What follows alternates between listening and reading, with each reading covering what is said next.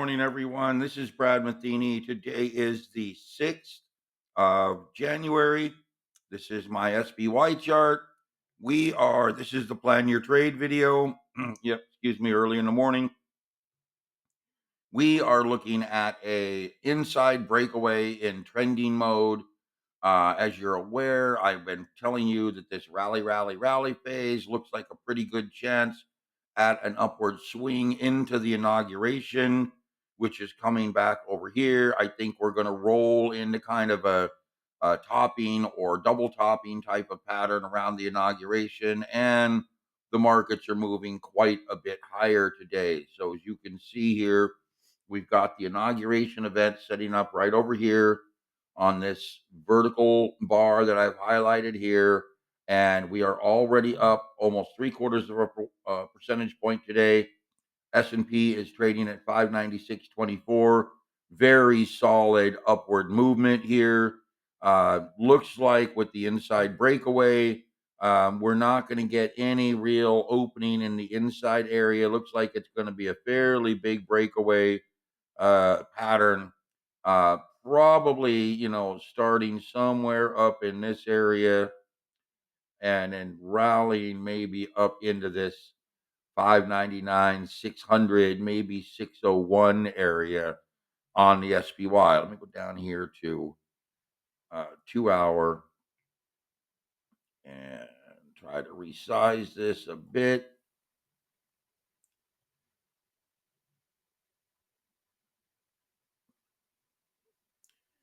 And this will give you the idea of kind of where we're at. So, we're looking right now at that, I would call it a ripper rally up into this mode. So again, we're going to be opening up into this area potentially, and it looks like we're going to roll up into this maybe 600, 599, call it the 601 area. But overall, I think we move into this fairly solid ripper rally up to the 608, 610 area before or just before the inauguration, which then puts us in a consolidated kind of a topping pattern back over here, rolling up, bouncing, rolling up into the inauguration, and then potentially rolling downward. So we've got a pretty good chance here of a rally setting up close to 2.5, well, 12 points, 13 points, 14 points, maybe 2.5 to 3%, maybe moving up into this 612, 614 area back over here, somewhere between the 609 and 614 area, which would be new all-time highs, and really suck in a lot of capital as we break away here. But I do believe after the inauguration, we're due for a bit of a pullback. So be aware that, we're looking really good right now for this upward rally in the SPY and the NASDAQ, particularly over the next week and a half, 2 weeks, maybe up until this area, the 14th, sorry, the 20, yeah, that's the 14th, 15th, 16th, roughly. I think that's going to be where we start to run into our topping pattern. So, basically we've got this week and part of next week, and I think then we're going to roll into kind of a sideways consolidation pattern. Now, remember, you know, trying to make these predictions based on my SPY cycle patterns and all the other research that I do. So it's not 100% guaranteed. As you know, we've got a holiday on the 9th for in memorial to Jimmy Carter, no trading, and we've got this rolling right up here into this momentum rally, gap up higher, 15, 16, 17. Then we move into the gap reversal, gap breakaway, and I really think right around this area, this 23rd, 24th, 25th, with the crush pattern, is going to be really the top. So we kind of have a rally, mixed rally through this area, maybe a last gasp at a new all-time high in this area with the gap reversal and gap breakaway, And then we potentially move into that topping pattern around the 22nd, 23rd, 24th. Okay, now, last thing I wanted to show you here before we move on was this data related to my modeling expectations. This was done just before the election, end of October. We are now past the January 1st deadline, and we had indicated that the SPY, when I did the work, was going to be at 571, and then by January 1st, it was likely going to be up somewhere 3.67%, maybe a little higher. And by February 15th, it looks like it's going to be up 7%, maybe a little higher. So just for fun, let's go back and find that 571 area right before October. So there's the election.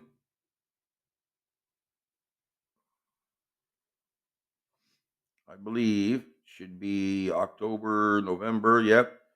So we were looking at right in this area before I did the election, 571.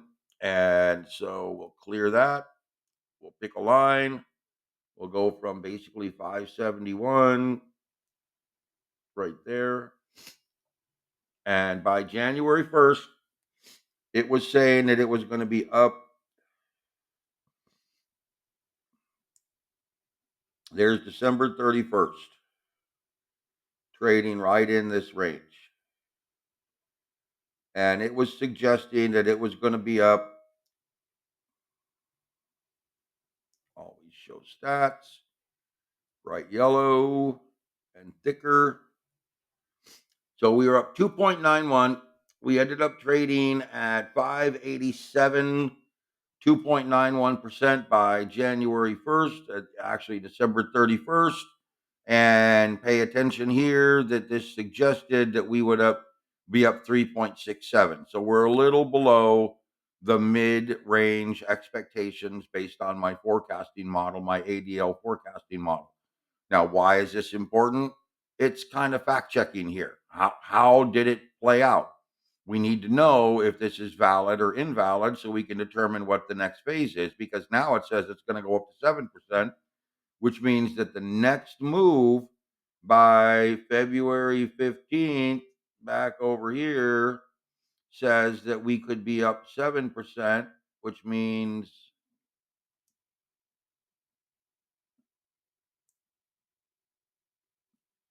little over 7 would put us right in here. 510 to maybe 610 to 613. And that lines up beautifully with my inauguration peak. So be aware here that, we're looking at another attempt, very likely up into this area, moving into the February 15th peak zone. So we've got this kind of an area setting up very cleanly in the predicted modeling. And remember, the point behind this is that this is the data that is available to my subscribers related to the pre-election modeling. I did this modeling on the literally like October 30th or 31st, right before the election. And I want you to be aware that this modeling is now suggesting that the SPY is moving from this level to this plus 7.5% level, minimum lower level plus 4.72 by February 15th, being an upper level of 7.52% from our original start date. These others would indicate that we're looking at a pretty big rally in energy, a pretty big rally in the QQQ, pretty big rally in XLU. So be aware, we've got a very nice little setup from this move in early January, especially for things that are undervalued, to potentially move into a very solid rally phase into February. Okay. Very solid rally phase. And again, this type of modeling is something that really very few people can do. I think I'm probably one of the only people that can actually go out and ask for this type of analysis. And the funny thing is, I've done this analysis and delivered it for my members, my subscribers, all the way through the end of 2026. So we already kind of know what's going to happen in 2025 and 2026. And the point behind that is we don't want to be guessing. We want to have some clue. That's what I'm really showing you with all of this, these cycle patterns, is that this is one of the research models that I have. I have many others that I rely on in trying to help people trade. Okay, so let's go back over here. Go to the QQQ. QQQ is likely to do the same thing, guys. Likely to rally. We're up at 524. We had gotten down out of this area, this flagging formation. I had drawn all of these, which doesn't look like it's going to happen, but let's just clear that and clear this. Eventually, we are going to see that breakdown. Okay. Eventually, we're going to see that move, but it's going to probably come after the inauguration. So I need you to be aware that, we're not likely to see a big breakdown prior to the inauguration right now. We're in this rally phase. So here we are. We're moving back up into the apex area. And so you can see, just like I suggested here, this apex area is going to be important. We're just above it right now. We may consolidate a bit in early trading, but I do believe we're going to see a move higher into the 530 area and eventually all the way up into new all-time highs for the QQQ. So remember, we're really looking at, an expansive rally phase up here in the QQQ, not this breakdown yet. This breakdown could have happened, but it didn't. So we're going to ignore this.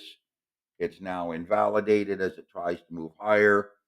I mean, it could become an issue again. I'm going to leave those because I'm going to move them out later. And here's our indication of a buy zone. We're looking at a move all the way up here into the inauguration, likely setting up areas up here in 540, 547, and probably going to be a pretty good move. Now, let's come over here to gold and silver and move over here to the gold and silver data. There's our gold and silver. We're looking at a breakaway move right now in the gold and silver cycle patterns. Huge breakaway up here in silver. Massive. Boy, look at that. Um, Come back over here and take a look at this. Wow. Love that move. Geez, silver's up 2.64% already. Pre-market up almost 80 cents. Wow. Okay. Love it. Particularly seeing as though I ended up getting a bunch of SILJ options last week, call options. Loving that right now. Going to be a potential ripper move here for silver. And, let's come back over here, look at the 4 hour. Yeah, see, silver is just completely ripping through that low, that washout low period, and probably going to rip back up into this. Let me go over here to daily. Sorry, guys, I got the sniffles this morning. Yeah, I'm probably going to rip right back up into this 32, just below 32 area kind of resistance. So I would suggest that we're moving kind of going to right into this area where we will stall a bit before we attempt to rip higher. And now gold is struggling right around this apex area where that, remember, I highlighted for you in this apex area that we were going to run into some resistance here before we attempted to move out. I think that gold is very explosive right now. Looking at what happens with silver, I think the next big move for gold is literally like I showed you right here. That's it. Big breakout rally up into the 2750, 2760 area, probably targeting this area right here. So get that line. Can't get that line. So I'll just draw another one. We come in here, draw another line. So right at this area, that's our target area right now for gold. I think gold is going to make a very solid move right up to that purple line, 2750, 2760, and then attempt to break upward. So getting that fear. Again, what happens is we get into the inauguration and the new president is we get a lot of fear. And fear drives a lot of spending into hedge assets, which is why we're seeing silver move up so well. This is silver's been really beaten down. I mean, look, we went from almost $35 down to 20, 29, 29.30 on the lows. That's a pretty decent drop, guys. That's, 16, 20% drop. Let me see what we've got here. 5.5% from these upper areas. Come from here all the way down to here. It's a 16% drop in silver. Okay. We're very likely going to rip right up through this area, get back up into this 33, 34, $35 area, and then explode a bit higher. So again, it's really important for all of us to understand what's actually going on in metals is that this was a post-election rolling of exhaustion. We are flagging very clearly. We are flagging very clearly. And the breakout could be very explosive and send us to new highs. So I think we're looking at a move up here to 2,800 or higher in gold. And I think the move here in silver is likely going to push us up above 35 by the end of March 2025. Okay, and then lastly, we'll come back over here, take a look at Bitcoin, 99,000. Look at this nice little rally off of this breakdown. Okay, we're still in this channel. So you can see this channel that I've drawn. And here I'll extend it out for you. So we're still technically in that channel. And there's our channel line. And there's another one right here. There's our channel line. This is a big, broad excess phase peak channel trying to hold off of this level. Remember, we have to get above this level up here. So until we get above this level, let me try to get this line. There we go. Visual order, bring the front. Until we get above this upper level, we are still in flagging. That's 108,347. So mark this as 108,347. And until we get above that level, we're still consolidating. We're consolidating in this range. We've got this dual flagging channel setting up here, which means that we are going to run into some potential resistance out over in this area.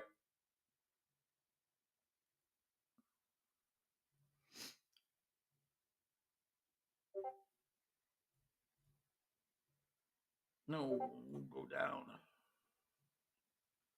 So some potential resistance likely right over in this area.